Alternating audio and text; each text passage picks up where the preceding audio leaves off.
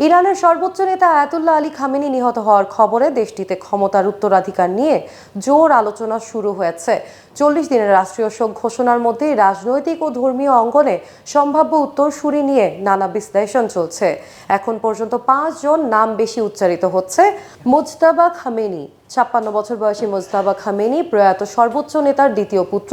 দীর্ঘদিন ধরে ইরানের অভ্যন্তরীণ রাজনীতি এবং সামরিক অভিজাত মহলে তার প্রভাবের কথা শোনা যায়, বিশেষ করে ইসলামিক রেভলিউশনারি গার্ড কর্পস এবং বাসিজ স্বেচ্ছাসেবক বাহিনীর ওপর তার প্রভাব রয়েছে বলে ধারণা করা হয়। তবে ইরানের শিয়া শাসন ব্যবস্থায় পারিবারিক উত্তরাধিকারকে প্রাতিষ্ঠানিকভাবে উৎসাহিত করা হয় না। পাশাপাশি তিনি উচ্চ পর্যায়ে ধর্মীয় মর্যাদা অর্জন করেননি এবং রাষ্ট্রীয় কাঠামোয় তার আনুষ্ঠানিক কোনো পদও নেই। এই দুটি বিষয় তার পথে বাধা হতে পারে।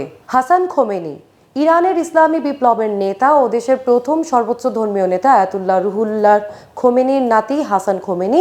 বর্তমানে তিনি খোমেনির সমাধিসৌধের তত্ত্বাবধায়ক।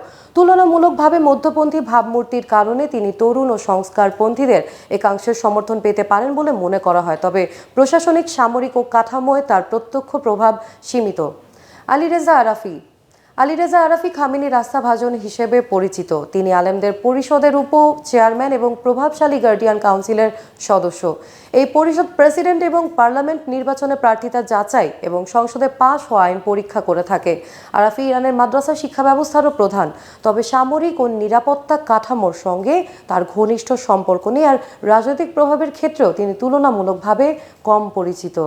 মোহাম্মদ মেহেদী মিরবাঘেরি কট্টরপন্থী ইসলামী আলেম হিসেবে পরিচিত। তিনি কেন্দ্রীয় আলেম পরিষদের সদস্য এবং রক্ষণশীল ধর্মীয় গোষ্ঠীর মধ্যে প্রভাবশালী। পশ্চিমা বিরোধী অবস্থানের জন্য তিনি আলোচনায় থাকেন। বর্তমানে তিনি উত্তরাঞ্চলীয় শহর কোমে একটি ধর্মীয় গবেষণা প্রতিষ্ঠানের প্রধান হিসেবে দায়িত্ব পালন করছেন। তার কঠোর মতাদর্শ সমর্থকদের কাছে শক্তির প্রতীক হলেও তা আন্তর্জাতিক অঙ্গনে নতুন করে উত্তেজনা বাড়াতে পারে এমন আশঙ্কাও রয়েছে। হাশেম হোসাইনি বুশেহরি, ষাটোর্ধ্ব হাশেম হোসাইনি বুশেহরি একজন জ্যেষ্ঠ আলেম। তিনি আলেম পরিষদের প্রথম উপচেয়ারম্যান এবং উত্তরাধিকার সম্পর্কিত বিভিন্ন প্রতিষ্ঠানের সঙ্গে যুক্ত। খামেনির সঙ্গে তার ঘনিষ্ঠ সম্পর্ক থাকলেও সামরিক ও নিরাপত্তা বাহিনীর সঙ্গে তার যোগাযোগ ততটা দৃঢ় নয় বলে বিশ্লেষকদের ধারণা। ইরানের সর্বোচ্চ নেতা নির্বাচন প্রক্রিয়া আলেমদের পরিষদ গুরুত্বপূর্ণ ভূমিকা রাখে।